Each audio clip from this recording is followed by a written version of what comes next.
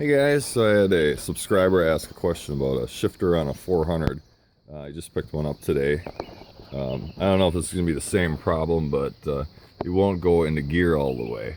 So I started taking mine apart, and if you look, this is all rusty here. I got it assembled from this end already. I mean, it won't even move down. Doesn't shift properly.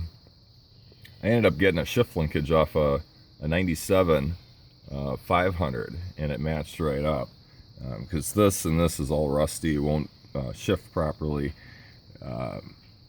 So I'm gonna throw in the new shifter and give that a shot. That should cure my problem. Hope this helps. Thanks for watching.